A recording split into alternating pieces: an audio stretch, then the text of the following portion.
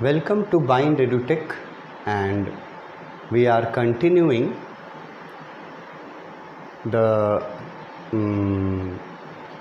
explanation or discussion, whatever you can say it. हम लोग text book को line by line discuss कर रहे हैं। पिछले क्लास में मैंने नोट्स के पॉइंट्स से यहाँ तक डिस्कस किया था, पैराफिन तक, जहाँ मैंने आपको लास्ट में बताया था कि इम्प्रोवाइज वर्ड से अगर कोई सवाल पूछ दे तो क्या इम्प्रोवाइजेशन किया था, क्यों वो करना पड़ा था, ये सब चीज़ आपको आंसर में लिखना पड़ेगा, जो हम डिस्कस कर चुके हैं। इस पैराग्राफ को देखते हैं, एक छोटा सा पैराग्राफ है। That evening. अब अगर आपसे पूछे कि ये लिखा हुआ है तो दैट इवनिंग, मगर क्योंकि ये चैप्टर में डेट मेंशन किया गया है, डेट बहुत हर जगह, तो तारीख 2 जनवरी, 3 जनवरी, 4 जनवरी, तो अगर आपसे पूछा जाए कि ये किस जनवरी का इवनिंग है, कौन सा तारीख का इवनिंग है, 5 जनवरी। 5 जनवरी के इवनिंग में Mary and I sat together holding hands। 5th जनवरी के इवनिंग में, शाम में, मैरी और नरेटर, मतलब नरेटर अपनी वाइफ के साथ बैठे हुए थे। They were holding their hands, उन्होंने एक दूसरे का हाथ पकड़ा हुआ था। Narrator and Mary sat together holding our hands। Evening का समय है, ये याद रखना, और डेट मैंने बता दिया, 5th जनवरी का evening. As the motion of the ship brought more and more water in through the broken planks। ये लोग 5 जनवरी के शाम को नरेटर और उसकी अपने वाइफ के साथ बैठा हुआ है, और दे वर होल्डिंग देयर हैंड्स, और उसके बाद लिखा है कि क्या हो रहा था, मोशन ऑफ द शिप। अब मोशन ऑफ द शिप का आप मतलब बहुत कोई लगा सकता है, जो नहीं लगा सकता है उसका मतलब, मोशन का मतलब हुआ मूवमेंट ऑफ द शिप या speed of the ship. Motion का वही ना मतलब होता है, मूवमेंट। स्थिर का उल्टा होता है इन मोशन। तो मोशन ऑफ द शिप का मतलब है कि जैसे जैसे शिप मूव कर रहा था, जिस स्पीड में भी मूव कर रहा हो, जैसे जैसे शिप मूव कर रहा था, वैसे वैसे क्या हो रहा था, brought more and more water in. जैसे जैसे शिप बढ़ रहा था, मोशन वर्ड याद रखना, मोशन का मतलब बहुत इजी है, मूवमेंट या एक सर्टेन स्पीड में आगे बढ़ना, मूव करना। तो जैसे जैसे शिप मूव कर रहा था ना, मतलब आगे बढ़ रहा था, वैसे वैसे क्या होता, brought more and more water in. Ship जितना आगे बढ़ रहा था, उतना ज़्यादा पानी, समुद्र का पानी शिप के अंदर आ रहा था। मतलब जितना आगे बढ़ रहा है, उसी स्पीड में सी वाटर अंदर आ रहा था उसके शिप में, लिखा है brought more C water in, अंदर। किस तरह से अंदर आ रहे थे भाई, अंदर आने की जगह कैसे मिल रही थी, किधर से आ रहे थे? तो यहाँ लिखा है थ्रू द ब्रोकन प्लैंक्स, ये देखो, थ्रू द ब्रोकन प्लैंक्स। अब थ्रू द ब्रोकन तो आप समझ गए, टूटा हुआ। प्लैंक वर्ड भी बहुत कॉमन वर्ड है। प्लैंक वर्ड का अगर इजी रूप से सबके लिए बताया जाए तो अ पीस ऑफ वुड, लकड़ी के एक टुकड़े को प्लैंक बोलते हैं। अगर हिंदी में बात करें तो तुम लोग लकड़ी का पटरा समझता है, बहुत लोग समझता होगा। लकड़ी को चीर करके लकड़ी का पटरा बनाया जाता है ना। और एक हिंदी वर्ड, पटरा एक वर्ड बताए, और एक हिंदी वर्ड जो बहुत कॉमनली यूज्ड होता है, वो मैंने नोट्स में लिखा है आपके लिए, ये देखिए, लकड़ी का तख्ता। लकड़ी का तख्ता, उसी को पटरा भी बोलते हैं कहीं कहीं, लकड़ी का। तो ये प्लैंक वर्ड जो है ये बहुत इम्पॉर्टेंट है। जैसे मैं बताता हूँ ना कि कभी कभी आंसर्स लिखते वक्त अगर टेक्स्ट बुक में दिए गए वर्ड्स को अगर यूज़ किया जाए कहीं कहीं, तो वो बहुत अच्छा इम्प्रेशन बनाते हैं इवैल्यूएट करने वाले टीचर्स पे। ये प्लैंक वर्ड के जगह तुम पीस ऑफ वुड तो लिख सकता है, या पटरा जो हम बोले, या तख्ता बोले। इसके लिए तो और भी हैं इंग्लिश में वर्ड्स, बहुत सारे वर्ड्स हैं, बहुत इजी भी है। मगर अगर आपको कहीं ये किसी आंसर में ये लिखना पड़ा इसके बारे में प्लैंक, तो प्लैंक वर्ड अगर यूज़ करोगे तो ज़्यादा पॉजिटिव इफ़ेक्ट पड़ेगा इवैल्यूएट करने वाले टीचर पे। लकड़ी का तख्ता के लिए कोई भी और इंग्लिश वर्ड यूज़ करने के जगह अगर प्लैंक वर्ड यूज़ करो तो टीचर समझेगा ना कि ये टेक्स्ट बुक से पढ़ा होगा तभी इसको प्लैंक वर्ड पता है। जो टेक्स्ट बुक से नहीं पढ़ेगा, भले वो समरी या किसी और तरीके से ऐसे ही सुन ले रहा है, तो उसके लिए प्लैंक वर्ड याद रखना मुश्किल हो जाएगा, वो पीस ऑफ वुड लिख देगा। मगर जैसा मैं बोलता हूँ कि अगर कुछ स्टूडेंट्स जो अपने आप को 80s मार्क्स में, 80s 90s में देखना चाहते हैं, उनके लिए ये मेरा सुझाव रहता है कि कुछ कुछ टिपिकल वर्ड्स, टेक्स्ट बुक वाले वर्ड्स अपने आंसर में यूज़ करने से इफ़ेक्टिव होता है। हालांकि आंसर में वो आपके आंसर शीट में क्लियरली लिखा रहता है, write the answer of the following in your words as far as possible. लिखना आपको अपने भाषा में बोला जाता है, पर वो तो, और उसके लिए मैं मना नहीं कर रहा हूँ, मैं सिर्फ वर्ड्स पे जोर दे रहा हूँ। सेंटेंस तुम जो बना लो, लेकिन ऐसे अगर वर्ड्स यूज़ करोगे, जैसे इसमें प्लैंक है, ठीक है, जैसे इसमें बैरल्स वर्ड है, ड्रम वर्ड सब कोई लिख लेगा, DRUM, ड्रम, लेकिन बैरल वर्ड सही तरीके से सब कोई नहीं लिख पाएगा।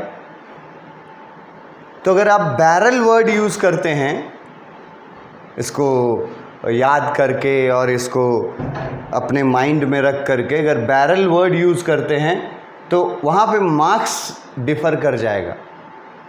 बैरल वर्ड हुआ, उसी तरह से यहाँ प्लैंक। तो बात हो रही थी कि इवनिंग का समय था, 5 जनवरी की इवनिंग में मैरी और नरेटर साथ बैठे थे, होल्डिंग हैंड्स। जैसे जैसे शिप मूव कर रहा था वैसे वैसे water, more and more water, पानी और ज़्यादा पानी अंदर आ रहा था शिप का, थ्रू द ब्रोकन प्लैंक्स, जो टूट गए थे लकड़ी के पटरे जो टूट गए थे। एक वर्ड तुम लोग इसके पहले इसी चैप्टर से अगर पढ़े होगे तुम चैप्टर ना, तो वो वर्ड तुम कोई सुना हुआ मिलेगा, वुडन हल। ये वर्ड लिखा गया था एक जगह बहुत शुरू में इसी टेक्स्ट बुक में, वुडन हल, HULL। और ये हल वर्ड जो है ये मल्टीपल टाइम्स आया है और मैंने हर बार उसको डिस्कस किया है। तो यहाँ जो लकड़ी का तख्ता या पटरा जो बोला जा रहा है ना, वो उसी वुडन हल को बोला जा रहा है कि जो मतलब उसका जो बेस रहता है शिप का, जिस बेस पर शिप बनाया जाता है, तो वो लकड़ी के पटरों का इस्तेमाल करते हैं। उन्हीं लकड़ी के पटरों के लिए प्लैंक वर्ड यूज़ किया है यहाँ, ब्रोकन प्लैंक्स। तो कहाँ से पानी अंदर घुस रहा था? ब्रोकन प्लैंक्स से। अब यहाँ पर भी अगर कोई स्टूडेंट ये प्लैंक वर्ड याद रखता है और यूज़ करता है, और कोई अगर ब्रोकन पीस ऑफ वुड या कुछ भी उससे याद रखता है सिमिलर, तो आंसर में फ़र्क पड़ जाएगा। प्लैंक वर्ड याद रखना, पानी ब्रोकन प्लैंक्स से अंदर आ रहा था, ज़्यादा से ज़्यादा, मोर एंड मोर। जैसे जैसे शिप मूव करते जा रहा था वैसे वैसे टूटे हुए पटरों की तरफ से पानी भरता जा रहा था, more and more in the ship. और ये बता रहा हूँ 5 जनवरी के इवनिंग को। और इस समय नरेटर बैठे हैं अपनी पत्नी के साथ, मतलब उनका एक क्या बोलते हैं उसको, एक अपना प्राइवेट मोमेंट है वहाँ, और कोई नहीं है, ठीक है। एक पति और पत्नी बैठे हुए हैं, हाथ पकड़ के बैठे हुए हैं और ये नज़ारा देख रहे हैं। उनको पता है कि पानी भरते जा रहा है, भरते जा रहा है, भरते जा रहा है, जो ब्रोकन पार्ट था उधर से।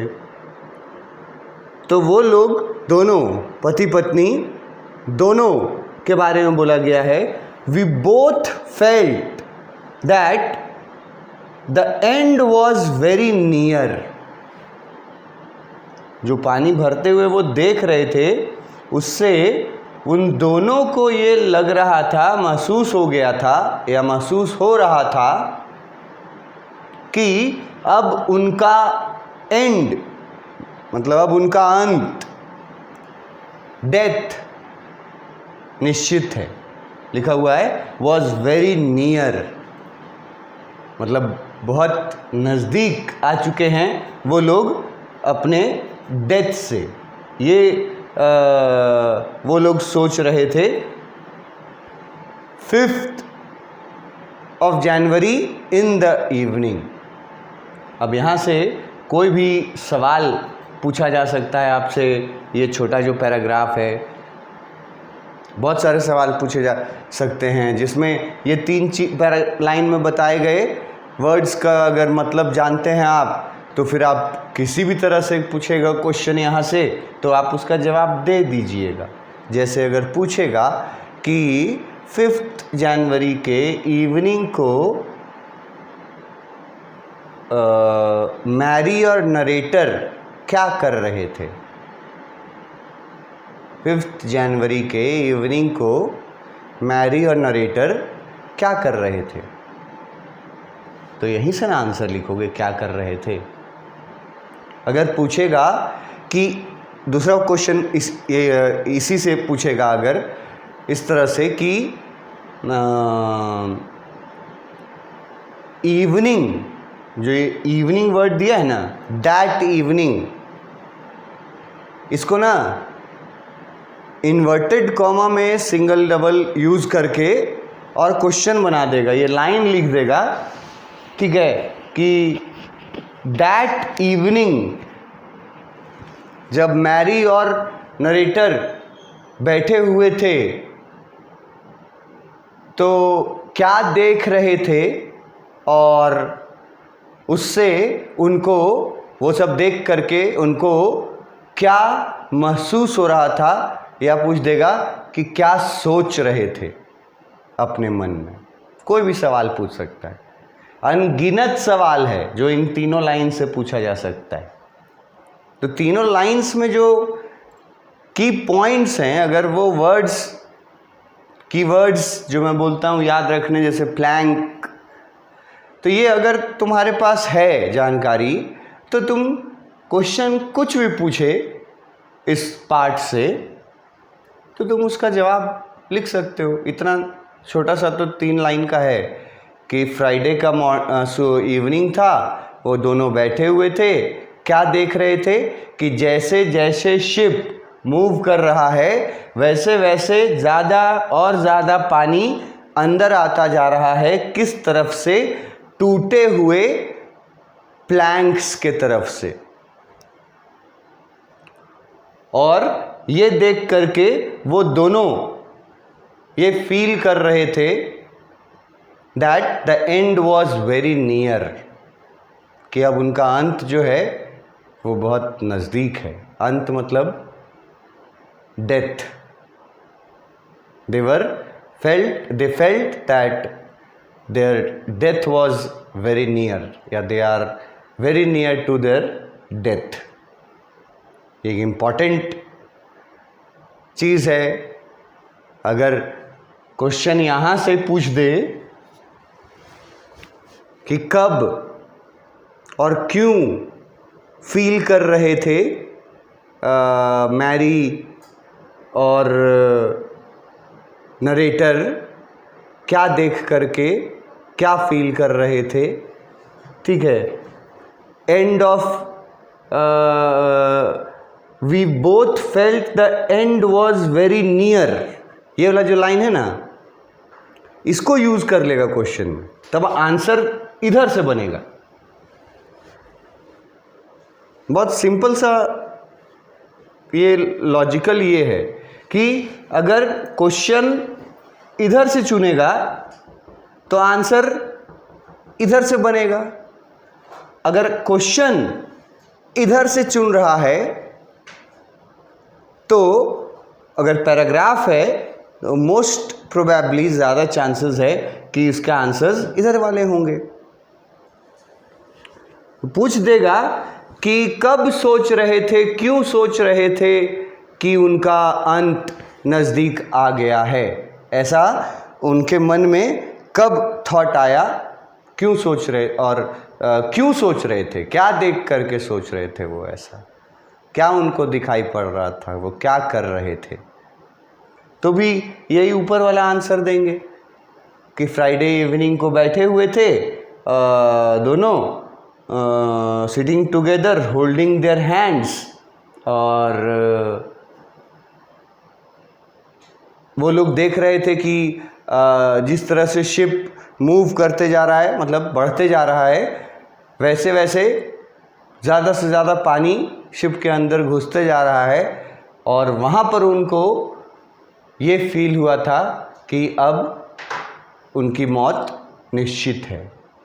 ये पढ़े हम लोग, we both felt the end was very near. तो ये एक्सप्लेनेशन छोटा सा तो था ही, 3 लाइन तो 3 एक्सप्लेनेशन पॉइंट्स है ना। इवनिंग में वही सेम बातें लिखी गई है कि इवनिंग में वो और उसकी वाइफ बैठे हुए थे साथ में, holding hands of each other. अब ये बात जो लिखा है कि दोनों एक दूसरे का हाथ पकड़ के बैठे थे, इस बात का मतलब, इस बात को अगर तुम कॉमनली लोगे तब तो मतलब ठीक है, तुम समझोगे कि हस्बैंड वाइफ थे, हाथ पकड़ के बैठे हुए थे। लेकिन इसको एक डिफरेंट एंगल से देखोगे, इनके हाथ पकड़ने को, इनका हाथ पकड़ना यहाँ यूनिटी को भी तो रिप्रेजेंट करता है। यूनिटी, एकता, सपोर्ट, ये भी तो रिप्रेजेंट करता है ना। दे वर होल्डिंग देयर हैंड्स का मतलब एक तो मतलब देवर हस्बैंड एंड वाइफ, तो इसलिए वो लोग अपना एक दूसरे का हाथ पकड़ के बैठे हुए थे। कॉमन दृष्टिकोण से पढ़ के निकल जाओगे, मगर थोड़ा अगर सोचोगे तो ये यूनिटी को रिप्रेजेंट कर रहा है। मतलब कि ये लोगों को इस बात का भी जब एहसास हो गया कि अब उनका अंत बहुत नज़दीक है, तो उस समय भी ये लोग एक दूसरे का साथ नहीं छोड़ते हैं। और ये साथ नहीं छोड़ने के लिए ये लाइन वो जो लिखा ना, होल्डिंग हैंड्स, शायद प्रोबेबली वो इस ओर हिंट करना चाहता था कि हस्बैंड वाइफ दोनों एक दूसरे के प्रति इतने कमिटेड थे कि मौत सामने दिख रही थी और वो हाथ एक दूसरे का पकड़ के बैठे हुए थे। मतलब they were together, they were not afraid. इसको बोला जाता है कि साथ जीना है, साथ मरना है। वो लोग साथ मरने के लिए तैयार थे। लास्ट लाइन में लिखा है कि they both felt that soon the ship will sink, जिस तरह से पानी आ रहा है तो जल्दी ही शिप जो है वो डूब जाएगा, and we all will die, और हम लोग सब मर जाएंगे। वो हाथ पकड़ने वाला बात याद रखना। They were sitting holding their hands, ये बहुत अलग चीज़ रिप्रेजेंट करता है, टुगेदरनेस और उनके परिवार का यूनिटी। एक हस्बैंड वाइफ का कमिटमेंट, साथ रहना मुसीबत में। अच्छे समय में तो सबको ही साथ ही रहता है, लेकिन मुसीबत में, और वो भी मुसीबत कैसी, लाइफ थ्रेटनिंग, मतलब कि जान जानी पक्की है, उस समय का जो साथ होता है, टुगेदरनेस होता है, वो रिप्रेजेंट किया है होल्डिंग हैंड्स वाला वर्ड यूज़ करके। तो वो लोग कब समझ गए थे वो लोग कि अब शिप जो है वो डूब जाएगा, और अब सबका अंत जो है वो लिखा है टेक्स्ट बुक में, कमिंग नियर, नियर कमिंग, उसको यहाँ लिख दिया है दैट वी विल डाई। तो इस क्लास में यहीं तक रहने देते हैं। इसके आगे फिर नेक्स्ट पैराग्राफ, कुछ पैराग्राफ्स ही बचे हुए हैं, वो आगे नेक्स्ट क्लास में करेंगे। Thank you.